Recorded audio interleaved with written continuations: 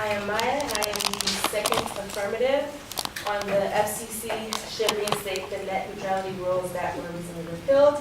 Our significant claims were the absence of net neutrality is failing United States citizens. The second one was the absence of net neutrality causes the harm to the system. And the third is reinstating net neutrality would improve internet freedom. The negative response was that absence of net neutrality wouldn't affect U.S. citizens much. Our first point was that the absence of net neutrality creates monopolies. My partner stated that the traditional wired internet providers have unspoken agreements to stay in their own monopoly markets. As the only option, they can charge whatever the market will bear.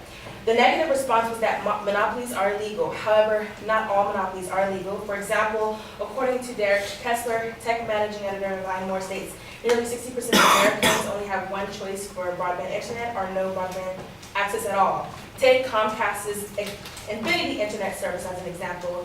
In Atlanta, there's robust ISP competition, and Comcast will sell you 75 Mbps service for $40 a month. In Houston, there's little competition, and Comcast charges $50 a month for 55 Mbps internet service. So these are markets that produce superior product that can disadvantage their competition, also known as a monopoly. Our second point was that the absence of net neutrality causes higher prices. My partner said, without net neutrality, service providers can charge you more to use different services such as Netflix, Amazon, and iTunes. The negative response was that people pay for internet access anyway. Yes, people pay for internet access. However, the consequences of customers paying high prices will also lead to fewer choices. Brad McMillan, Chief Investment Officer, states that the absence of net neutrality will reduce the services available, and many content providers may not be able to pay the fees the ISPs want and raise costs for consumers. As the content providers that can pay will certainly want to pass the extra cost to their consumers. Our third point was that the absence of net neutrality infringes on citizens' rights, that network providers have the ability to slow down or block access to sites they don't like. My partner provided an example from sites like AOL and how they were blocking emails. However, in response to rights being infringed upon when it comes to different products and services being changed, I'd like to mention the First Amendment, which states that we all have a right to be heard. The GBH adds, but now that the internet has become by far the most important and prevalent means for conveying free speech, the demise of the First Amendment may be at hand. The distribution of news, information, and entertainment will become utterly dependent on the whims of internet service providers such as Comcast and Verizon.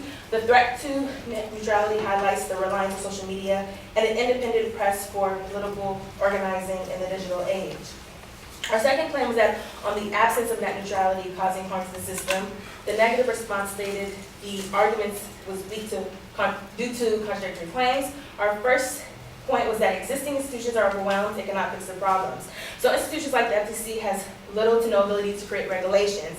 In response to the negative side about the FTC not being the only thing regulating the internet, this is the point of the claim. The FTC, originally founded in 1914, has long been a vessel for consumers. They fight to keep the internet fair and equal playing ground for the consumers. This means monitoring consumer complaints about unfair business practices, as well as taking legal action whenever necessary.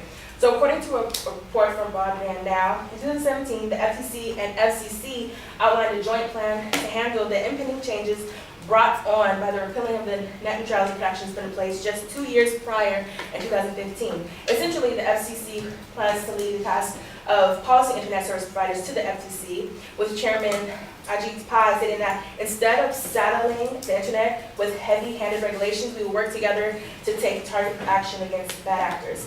This approach protected a free and open internet for many years prior to the FCC's 2015 Title II order, and it will once again follow the adoption of the Restoring Internet Freedom Order. Our second point was that government controls actions. The negative states that the absence of net neutrality gives more regulations to the ISPs. In the Washington Post article, arguing that ISPs have an economic incentive to act anti-competitively toward consumers and competitors. In a common hypothetical, they cite ISPs would slow or buffer traffic for Netflix unless it unfairly pays for more access points or off-ramps and better quality of service. In truth, however, market failures like these have never happened, and nothing is broken that needs fixing.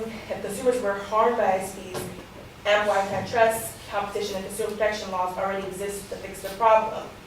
Our third claim is that we said reinstating net neutrality would improve internet freedom. They responded by saying that net neutrality would place more government regulations.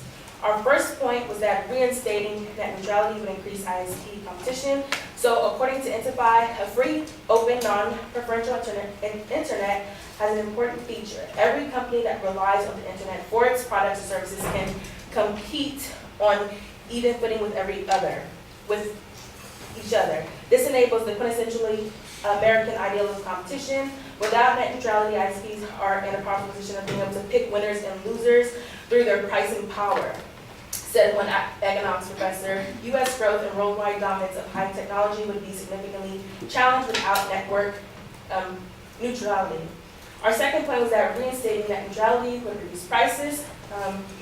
My partner mentioned her earlier point of that the high prices that can happen without net neutrality. So if we have net neutrality, the prices will be reduced. My partner provided statistics for the wireless telecom sector, to which the negative side stated that she didn't provide her statement. A U.S. news article stated that the absence of net neutrality would have real financial implications for consumers, one being the internet bill. Without net neutrality, ISPs take advantage of the relaxed regulations. Some experts predict that you'll see changes to how your monthly internet bill looks and what it includes. Imagine going to your favorite social media site and getting a pop-up from the service provider. To access the site, you need to upgrade your package to access social media for $10.99 per month, says Evan Greer, campaign director at Fight for the Future, a technology nonprofit based in Boston. A second one is content providers. Without net neutrality rules in place, some experts foresee content providers such as Netflix, Hulu, and other websites needing to pay more to have their content travel via fast lane in order to prevent slow loading times and other challenges.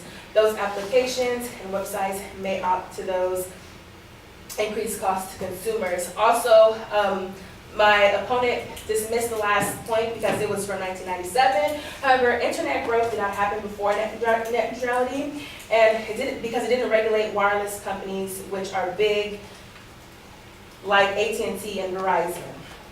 And so the 2010 article that my partner discussed is still relevant. Thank you.